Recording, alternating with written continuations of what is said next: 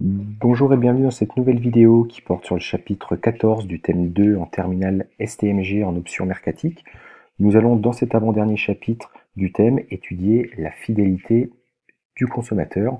Nous nous situons dans une nouvelle question de gestion, fidéliser ou conquérir, l'entreprise doit-elle choisir? Donc avant de nous pencher de plus près sur la fidélité, nous pouvons dans un premier temps dresser un constat rapide sur cette notion. Donc le marketing mix qu'on a vu a été traditionnellement conçu pour favoriser l'acte de vente. Pourtant, le chiffre d'affaires ne vient pas uniquement du nombre de clients, mais surtout de l'activité de ces clients qui est d'autant plus forte que le client est fidèle. Donc on va voir quelques chiffres qui mettent en évidence l'importance de la fidélité des clients pour les entreprises.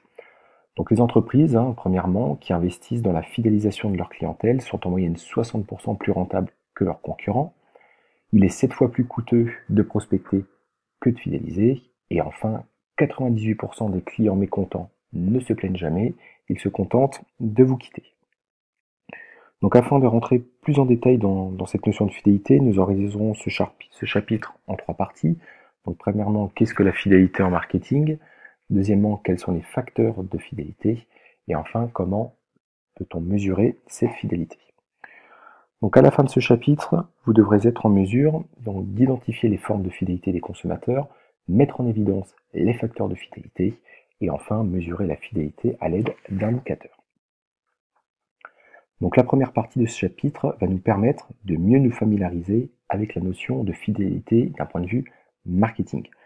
Donc la fidélité, c'est un choix délibéré du consommateur. C'est un attachement durable du consommateur à une marque ou à une entreprise.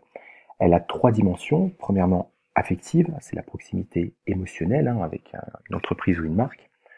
Deuxièmement, une dimension cognitive, c'est-à-dire la préférence pour une marque.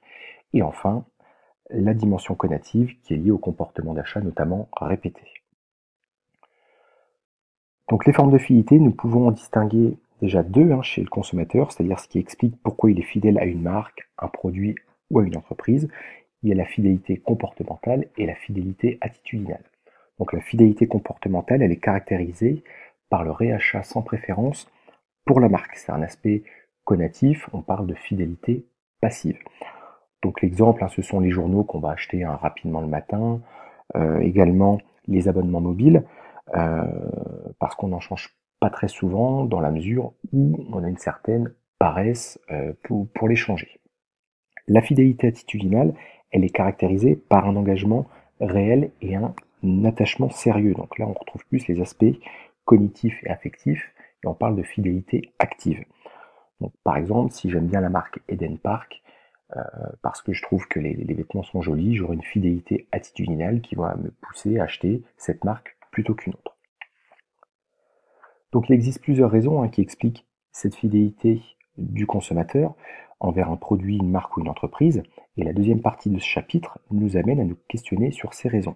Donc il y a deux grands types de facteurs de fidélité. La perception du consommateur, premièrement, et ensuite les facteurs directement liés au produit, à la marque ou à l'entreprise. Donc les facteurs liés à la perception du consommateur, donc c'est assez divers. Il va y avoir notamment la satisfaction du consommateur vis-à-vis d'un produit acheté, c'est-à-dire s'il répond à ses attentes, tout simplement. La qualité perçue du produit acheté, si cette qualité est supérieure à la performance qui est désirée. Et enfin, l'expérience de consommation, par exemple, dans les magasins. Donc il existe d'autres formes de fidélité qui vont être là liées au produit ou la marque en elle-même. Donc par exemple, le prix, l'image de marque, la notoriété et enfin les services. Donc il est très important pour une entreprise de connaître le niveau de fidélité de ses consommateurs et elle a à sa disposition plusieurs indicateurs. Donc on a 3 principaux, le taux d'attrition, le taux de rétention et enfin la valeur à vie client. Donc on va commencer par le taux d'attrition, donc qui correspond au pourcentage de clients perdus sur une période donnée. Donc c'est le rapport entre le nombre de clients perdus sur une période donnée et le nombre total de clients de cette même période que l'on multiplie par 100. Donc par exemple, si l'entreprise B recensait 1 million de clients début 2018 et qu'elle en a perdu 30 000 entre le 1er janvier 2018 et le 31 décembre 2018, on va faire donc l'opération suivante. Donc les 30 000 clients perdus divisé par 1 million multiplié par 100, ça nous donne un taux d'attrition de 3%, ce qui veut dire que l'entreprise a perdu 3% de clients. Bien entendu, il faut que le taux d'attrition soit le plus proche possible de 0% pour l'entreprise. Deuxième indicateur, le taux de rétention, qui est l'inverse du taux d'attrition, donc qui exprime le rapport entre le nombre de clients conservés sur une période donnée et le nombre total de clients au début de la période, et qu'on multiplie toujours par 100. Donc si l'entreprise B recensait 1 million de clients début 2018 et qu'elle en a perdu 970 000 entre le 1er janvier et le 31 décembre 2018, on va faire le calcul suivant. 970 000 divisé par 1 million fois 100, on a donc un taux de rétention de 97%, c'est-à-dire que l'entreprise a gardé 97% de ses clients. Le dernier indicateur, donc, c'est la valeur à vie client. Donc qu'est-ce qu'elle mesure? Elle mesure la valeur des profits qu'un client va rapporter tout au long de sa vie. Globalement, ce sont les revenus présents et futurs du client, moins les coûts engagés pour l'engager et le fidéliser. Donc l'intérêt pour l'entreprise, c'est d'identifier les clients les plus rentables pour ensuite déployer les actions marketing adéquates pour ses clients. Donc on va faire un exemple.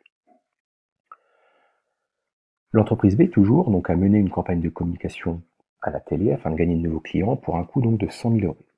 On a 55 000 nouveaux adhérents à la suite de cette communication. Le chiffre d'affaires moyen qu'il réalise est de 50 euros. Le coût moyen par nouveau client, il est de 20 euros. Et on a la dernière information, le taux d'attrition est de 3% par an, c'est-à-dire qu'on perd 3% de clients par an. Donc on va faire le calcul de la valeur avec client sur 4 années. Donc on va faire un tableau. Donc le nombre de clients, la première année, c'est 55 000. On nous dit que le taux d'attrition est de 3% par an, donc tous les ans, on perd 3% de clients. Donc on va faire 55 000 fois 0,97, ça nous donne 53 350 sur l'année 2, 51 749 sur l'année 3, et enfin 50 196 sur l'année 4. On va ensuite calculer le chiffre d'affaires par client. Donc on nous dit qu'il réalise 50 euros en moyenne, donc 50 euros sur les 4 années, et on va pouvoir calculer le chiffre d'affaires total, donc 55 000 fois 50, donc 2 750, 53 350 fois 50, etc. pour arriver jusqu'à la dernière année. Le coût par client, donc on nous dit ici que c'est 20 euros par an.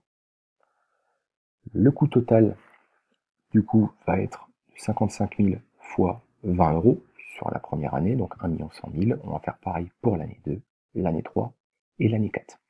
Le coût de recrutement, ça correspond tout simplement à la campagne télévisuelle de 100 000 euros, donc il va s'appliquer uniquement sur l'année 1, et on mettra 0 euros pour les 3 autres années, et ça va nous permettre d'arriver au résultat global, c'est-à-dire le chiffre d'affaires total du client, moins le coût total, moins le coût de recrutement. Donc 2 750 moins 1 100 000, moins 100 000, ce qui donne 1 550 000, et on va faire pareil pour les années 2, 3 et 4. Donc ce qui est en vert, c'est uniquement ce que vous aurez à calculer. Ce qui est en blanc, c'est ce que vous aurez à mettre dans le tableau qui correspondra à l'énoncé. Et enfin, on va vous donner un dernier élément qui correspond à la valeur à vie client, c'est-à-dire les 110 euros. Ce qui veut dire qu'un client est rentable à hauteur de 110 euros à la fin de la 4e année.